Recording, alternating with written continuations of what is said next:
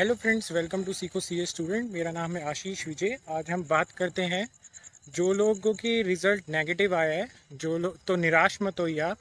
देखिए, मैं नहीं मानता कि आपने इससे कुछ सीखा नहीं होगा। हो सकता है आपने मेहनत ना करी हो सकता है आपने मेहनत बहुत करी हो लेकिन कुछ ना कुछ कमी रह गई हो। कुछ भी रीज़न हो सकता है आपके फेलियर का। एक बात बोलूं, अगर आपका रिजल्ट नेगेटिव आया ना तो एक पेन और पेपर पकड़िए और देखिए कि आपको क्या लगता है किस वजह से आप फेल हुए थे, और अब आपको क्या लगता है किस वजह से आप इम्प्रूव हो सकते हैं। उन रीजंस को रिकॉर्ड कीजिए। ये चीज़ ना आपको कोई नहीं बता सकता। ये आपको खुद से सेल्फ, क्या बोलते हैं इसे, सेल्फ रियलाइज करना पड़ेगा। सेल्फ रियलाइजेशन इसे ही बोलते हैं, राइट? तो सेल्फ रियलाइज करो कि क्यों आप फेल हुए। क्योंकि देखिए, आप रैंक होल्डर से बात करिए, आप जिनका क्लियर हुआ है उनसे बात करिए। जो फेल हुए हैं उनसे बात मत कीजिए। एक अपने आप से बात कीजिए और उनसे बात करिए जिनका क्लियर हुआ है। उनको एक बार पूछिए कि उनका रिजल्ट कैसा आया, उन्होंने कैसे पढ़ाई करी थी। फिर उनका जो आपने सुना ना, उसको ब्लाइंडली फॉलो मत कीजिए। उनको अपने कैलिबर के हिसाब से फॉलो कीजिए कि आप में कितनी हिम्मत है। ज़रूरी नहीं है कि आप भी 10 घंटे पढ़ सकते हैं, 14 घंटे पढ़ सकते हैं, 16 घंटे पढ़ सकते हैं। जितना आपकी कैपेसिटी है। अगर फॉर एग्जांपल आपकी कैपेसिटी 10 घंटे है, 8 घंटे है, तो गो विद दैट। अगर आपके घंटे 7 घंटे ही है, 6 घंटे ही है, तो आप स्टार्ट तो करें एटलीस्ट उतना।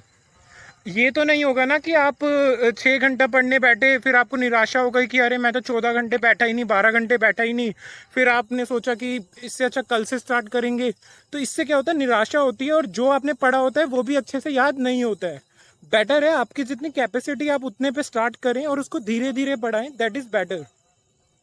दूसरा, नोट डाउन करें अपने सारे फेलियर्स को। नोट डाउन करें कि आपको क्या चीज़ इम्प्रोवाइज करने के लिए चाहिए, उस पर फिर वर्क करें। लोगों की सुने बट उसको फॉलो उतना ही करें जितना आपका कैलिबर हो। एक चीज़ मैं बताना चाहूँगा, देखिए रिजल्ट कई बार आईसीआई भी कम निकालता है। ऐसा नहीं है कि आईसीआई बहुत लीनियंट चेकिंग करता है। हम जानते हैं आईसीआई कभी भी लीनियंट चेकिंग नहीं करता है, उसकी चेकिंग हमेशा हार्ड होती है। क्योंकि मैंने ऐसे भी एग्जांपल देखे हैं कि जिन बच्चों ने इंटरमीडिएट का पेपर दिया सीए का, और जिन बच्चों ने दिया, सेम बच्चों ने दिया आईसीडब्ल्यूए का, दैट इज कॉस्ट अकाउंटेंट। वो आईसीडब्ल्यूए में क्लियर हो गए बट सीए में फेल हो गए। इसका कंपैरिजन है, दोनों का लेवल है। आप ये देखिए मार्केट में भी किसकी वैल्यू है। तो मार्केट की वैल्यू के हिसाब से हमारा एग्ज़ाम सही है। ठीक है, रिजल्ट कम निकलता है। आप ये मत सोचियो कि सोचना कि जो फर्स्ट अटेम्प्ट में निकल जाते हैं बच्चे, वो बहुत मतलब सक्सेसफुल हो जाएंगे या कुछ भी है। हो भी सकते हैं सक्सेसफुल, हम लोग उनको ऑल द बेस्ट कहेंगे। लेकिन एक चीज़ याद रखना, अपने आप को कम मत समझना। अच्छा, मेरे को एक बात बताओ, मैं आपसे एक चीज़ पूछता हूँ। इंडियन ऑयल है, वेदांता है, कई पीएसयू हैं। मैं बहुत सारे नाम मेरे को याद आ रहे हैं बट बोलूँगा नहीं। बिग फोर है, ठीक है। वेदांता और इंडियन ऑयल का एक एग्जांपल लेता हूँ। वो लोग क्या करते हैं, अगर आपका बोथ ग्रुप क्लियर है फर्स्ट अटेम्प्ट में तो आपको ले लेते हैं जॉब पर। अगर नहीं है, आपने अगर सिंगल ग्रुप भी अटेम्प्ट क्लियर किया है और नेक्स्ट में सिंगल किया है, तो वो नहीं लेते हैं। रेयर चांसेस होते हैं कि रेफरेंस बेसिस पे या किसी बेसिस पे ले लेते हैं, अदरवाइज नहीं लेते। उसका रीज़न है कि उनके पास बहुत सारे बच्चे जाते हैं तो उनको समझ नहीं आता किसको लें, तो इसलिए उन्होंने क्राइटेरिया सेट कर रखा है कि both groups in a single attempt जो क्लियर होंगे हम उन्हीं को ही जॉब देंगे। तो ऐसा नहीं है कि आपकी लाइफ खत्म हो गई। मतलब आपके अटेम्प्ट्स लग रहे हैं, आप क्लियर हुए, आप सीए बने या आप इंटर में हैं, तो ये मत सोचिए कि आप पीछे रह गए। ये सोचिए जिन बच्चों के अटेम्प्ट्स लगते हैं ना, जिन बच्चों फेल होते हैं और फिर उठ के दोबारा खड़े होते हैं, उन बच्चों को अपनी सक्सेस की है ना कदर होती है।